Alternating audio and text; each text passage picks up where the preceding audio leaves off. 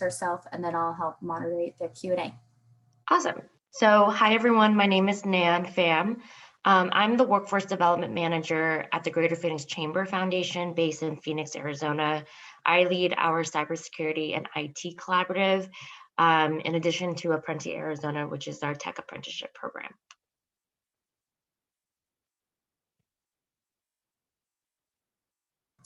It would help if I wasn't on mute. Do you want to tell us a little bit about how you got into TPM? Yeah, so I actually started working for the Chamber Foundation May 20th of last year. And at that time, Jennifer Miller, who was our Chief Information Officer and a practitioner, a TPM practitioner, has been with TPM for several years now, for maybe 2 to 3 years now. So when I came on board, it was an immediate, let's get you trained with the TPM model so that we can successfully operate our cybersecurity collaborative, which has been around for about 5 years, and then launch our new IT collaborative, which I did back in August of 2020. So that's how I got started with TPM. It's been implemented in our foundation for quite some time now, and then my manager is a practitioner. Great. Well, thank you so much. I really appreciate that. And we do have Kate with us. Kate, would you like to introduce yourself and tell us a little bit about how you got into TPM? Yeah, sure. Hi, everyone. I got put in the wrong room, so that had to get sorted out, but nice to be here with you all. Yeah, so I'm with the San Diego Regional Economic Development Corporation. We're a privately funded nonprofit, so not a chamber of commerce. We have been involved in TPM. Our journey really started in 2018. We participated in a pilot back then, and we did a local initiative around kind of a TPM light version around data science back in 2018. And we've since really embedded the TPM model in the way that our organization does workforce development. And so we have a initiative called Advancing San Diego that is really designed to use TPM to create more systems alignment between industry and education in San Diego. And that work has been going on for the last few years. And that's what I'll be sharing more about today. Great. Well, thank you both again for joining us and leading this discussion. I really appreciate it. I'm going to stop sharing this slide so we can all see each other. And if anybody has any questions, let's just jump right in.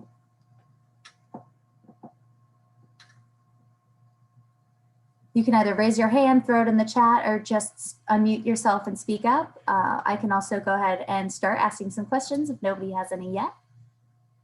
I can maybe share a little bit more about the way that we're using TPM in San Diego, because it is a little bit different. So the way that we're really applying the different strategies is, as I mentioned, it's a more of a systems level approach. So we do run employer collaboratives, but the collaboratives really work through strategies 1 through 3 together, and that's kind of where their official role ends.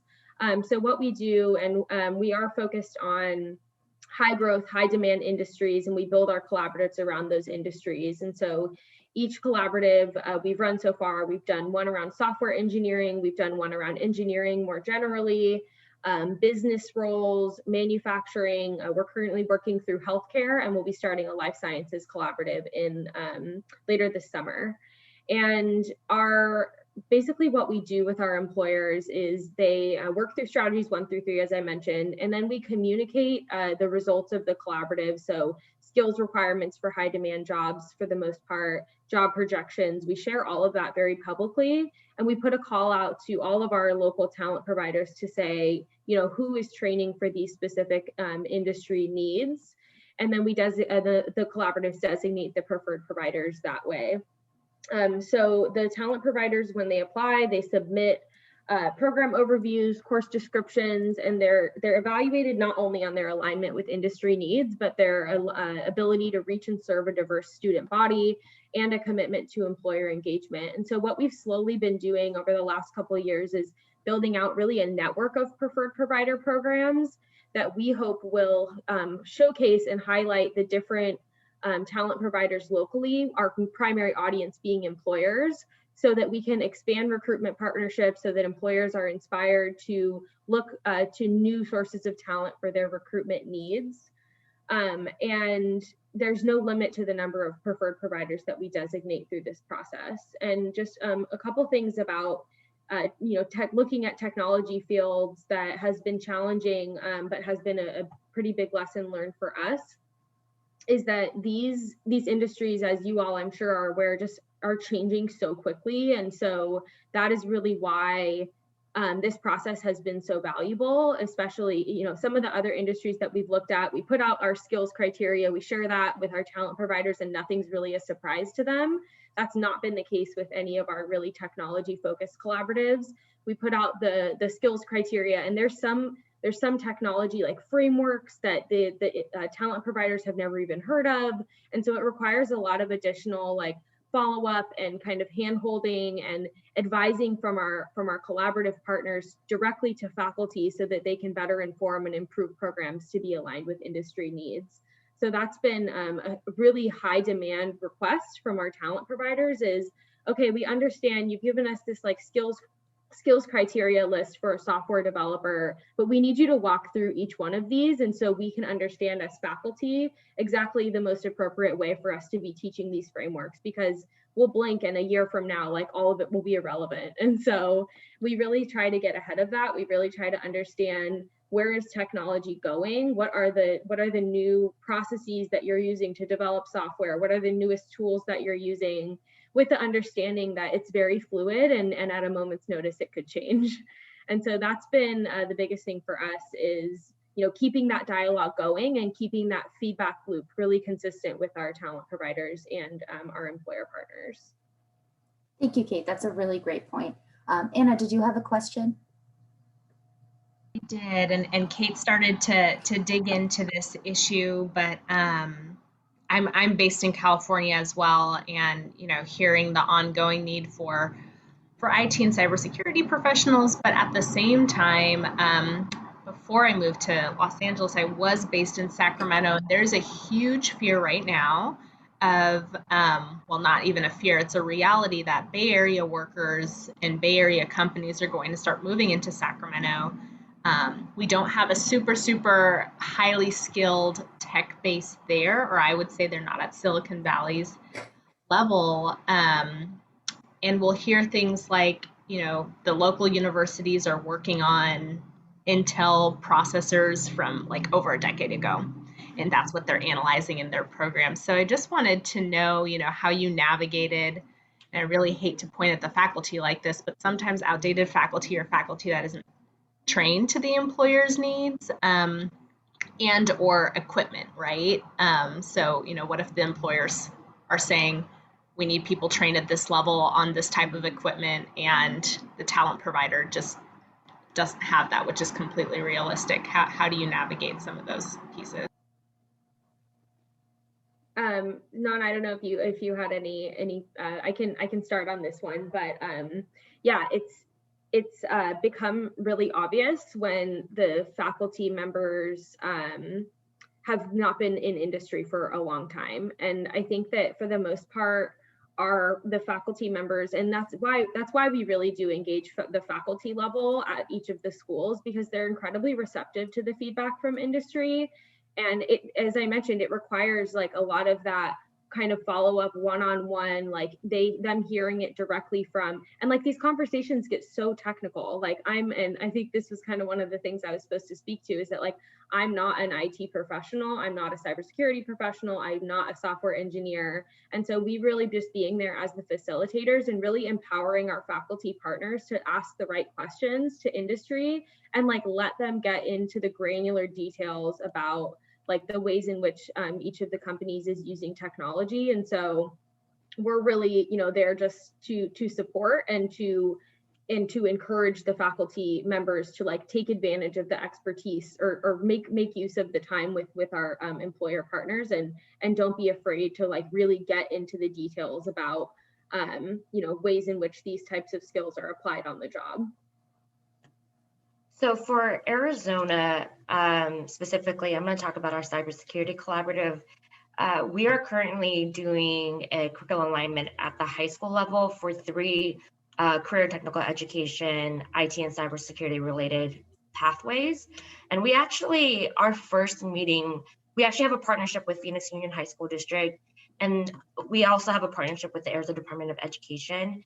And so what we did was our first meeting was engaging all of the stakeholders. So it was our employer collaboratives, it was the high school teachers, specifically cybersecurity and IT teachers, the district admins and the Department of Education, because they push out these state standards that all of the districts kind of use as reference to creating their programs. And so what was really critical to this initiative is getting everyone in the room and developing that community and that relationship, developing that trust, and so that we can be vulnerable and be able to share our honest feedback. But after the first meeting, we actually kept our it's called our Elevate Ed Business Advisory Council separately, just to the employer, so that they can freely talk about their feedback. The reason being is because educators are very excited and want to engage with employers, but sometimes, their insights and their unique perspective can get overshadowed, or can overshadow what the employers are trying to give, and everyone wants to be respectful of people's opinions, right? So it was really important for us to first make the connection, build that community. And then secondly, all of our meetings after that, when it comes to aligning and validating certification competencies and skill sets, was dedicated to just the employers. And then, so we've had 3 meetings. We looked at certification, skills, the state standards. So what exactly they're learning in the classroom and how much time they should allocate, or the recommended time that they should allocate per standard. And then we're going to do a career mapping. And once we complete all that, and we can all agree that this is the feedback that we want, then we'll go back to the Department of Ed and the educators, and we'll have one of the employer as a spokesperson to actually facilitate this feedback to the Phoenix Union High School District and the Department of Ed. But I think the biggest critical part is getting everyone in the room so that they can meet each other, and then communicating with the educators and the Department of Ed that we're going to keep this really brief. It's only an hour and 30-minute session, so we're just going to keep it to the employers, and we'll present back for their feedback. And that's critical to our success. I had another thought, but I forgot. But again, just building that initial community, allowing the employers to provide feedback, and then presenting back to the overall community. And in those discussions, we realized, for example, Microsoft Word was part of some of their certifications, I think, and state standards, or there's the Test Out Pro that was part of the recommended state standards and certifications that our employers had no idea what Test Out Pro was really. They had no idea what that was.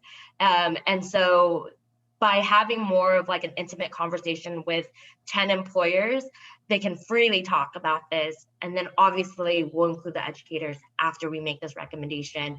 And it'll be that ongoing continuous process where we'll get their feedback, we'll kind of condense it, refine it, and then so on and so forth. So that was our approach as it relates to cybersecurity and IT.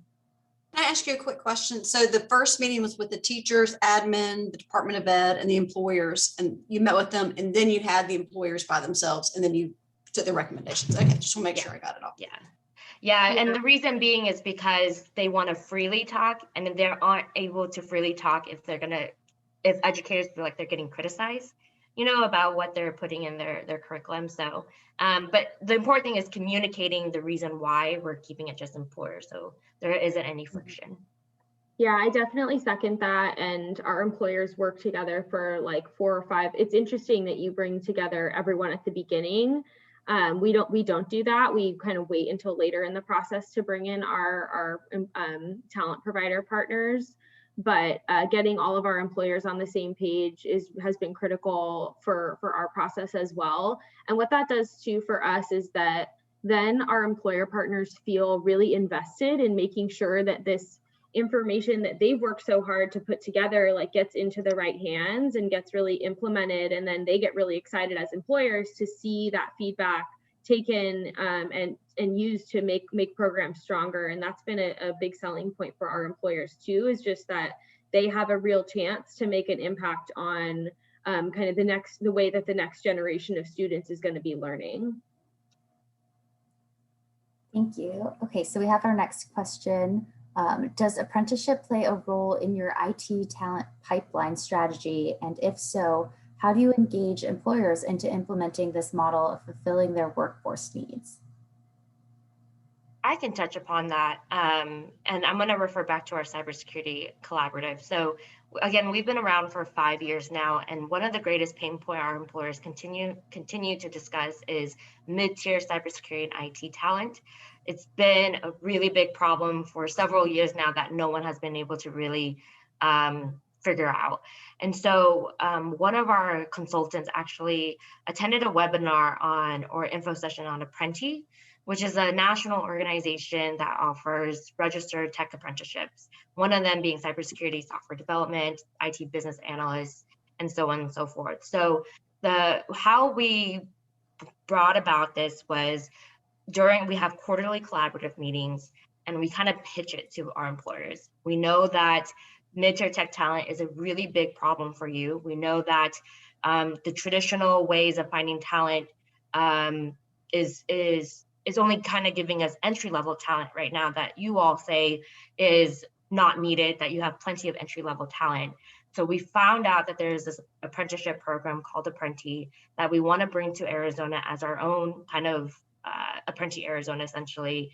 And you can use apprenticeships as a way to skill mid-tier tech talent with the skills that you specifically need. One being there's 2 to 5 months of intensive technical training with an education provider, and it's followed by 1 year, 2,000 hours of on-the-job training. And so one of the financial values is that since we are registered with the Department of Labor, there are incentive funds to offset the training costs for first-time employers who use apprenticeships. Secondly, because the apprentices aren't fully qualified employees, they are apprentices, employers can actually pay them at a discounted wage. So for example, for the first 6 months, they can pay them 60% of a full-time employee wage. And then if the apprentice meets all the qualification at the 7th month, they can get a bump up of 70% full-time market wage. And then at the end, if they want to convert their apprentice into a fully qualified employee, that's when they would have to pay market rate for their employee, essentially. But again, we emphasize the on-the-job training. Our employers are always looking for people with skills and people with experience more so than anything. And then so this is a great way for them to actually have their own employees mentor these apprentices with their culture and the skills that they have within their company. And then in addition to that, I think soft skills a lot of our employers say soft skills is the most difficult to train. The technical part is kind of easy. They can bring someone on and teach them the technical part, but it's really hard to find someone who has the ability to work in teams, the ability to communicate, these different soft skills that are critical to the tech industry. And so for that reason, having them on the job with a mentor from your company will provide them that opportunity to develop their technical and soft skills and, develop an understanding of their culture. That being said, it's been difficult to actually get buy-in from the employers. And I think the reason being is tech apprenticeships are so new. During COVID in particular, I think everyone was focused on certain things other than bringing on a new and setting up a new program that they haven't done before. And so it's been a little bit of a struggle to get buy-in. However, we pitch this every single time at our collaborative quarterly meetings. And then we also have our employers who have done Apprenti to speak. So for example, Salt River Project use Apprenti Arizona to upskill their current employees into manager level roles, for example, or to reskill some of their employees from, working on their coal mining plant into IT business analysts. We have PayPal, for example, they're doing a cybersecurity analyst, and they presented to our employers about why they chose Apprenti, which is finding diverse talent outside the traditional pipeline, outside of universities, finding people who may have a career that want to transition into a different career into cyber and IT. So it's also really critical when we do get 1 or 2 employers to actually speak on why they decided to use apprenticeships. And so that's kind of how we've incorporated apprenticeships, and we will advocate for apprenticeships, for the duration of our collaboratives. And there's a lot of money going towards federal dollars going towards apprenticeships that I know TPM, that the Chamber Foundation, the U.S. Chamber Foundation probably knows about. So that's a lot, and I'm sorry. No, I appreciate it. It was a lot of really great information. I just wanted to make sure everyone did see we have about 5 minutes left. Kate, was there anything you wanted to add about the apprenticeship piece? No, I think we're having a similar experience in San Diego. I think that this is definitely a tech apprenticeships is ripe to be, grown. And I think at this point we are just kind of getting employers to understand or to really just take the leap, really. I mean, they understand the value proposition, and especially for tech programs locally, the number one concern that we hear from local students coming out of our local like computer science programs is that they don't have like that technical, they haven't applied their technical skills enough, and they are really lacking in a lot of, they understand the theory but not how actually to apply their learning. And an apprenticeship is obviously such a great opportunity to do that, and so it's really just about getting employers to take the leap. Great, thank you. Does anyone else have any other questions? Okay, I have a couple. Are there unique challenges in your industries that people should be aware of? And have you started to overcome those challenges? What solutions did you find? I can start with this one because we launched our IT collaborative late last year, and the first thing that we did was organize the collaborative by showing them the labor market data. I think we use MC as well as Burning Glass data and say, this is the top 10 job titles, the top 5 job titles and occupations. Can you validate that these are the occupations that are in highest need and demand and your biggest pain point here in the Phoenix metro area? And then they agree that there are those are the occupations that are highest needs, but they actually added cloud engineer as another pain point that wasn't in the labor market data. And so we have to go back to do the demand planning process. We have to ask them, okay, if you think cloud engineers and cloud software engineers are the most demand, how many are you going to hire in the next 2 to 5 years? And we do this because they might think that that's a huge pain point, but if they're not hiring for those folks, then it's not really a pain point. Maybe it's something that they're just really passionate about, for example. So I think it's really important to engage, to validate what they're saying, but then do the demand planning, do the surveys, and ask how many people are you hiring in the next 2 to 5 years to confirm that what they're saying is actually true. And so that's another step that we had to take a step back and really evaluate that and then create that survey so that we could do the demand planning. And then another thing too is that what we did was we started collaborating with the cybersecurity and IT together. And because cybersecurity is a function of IT and they're closely aligned. However, then we started realizing that the cybersecurity collaborative was really overshadowing the IT collaborative. So what we thought was, doing a service to both cybersecurity and IT was actually being overshadowed by cybersecurity for the past 5 years.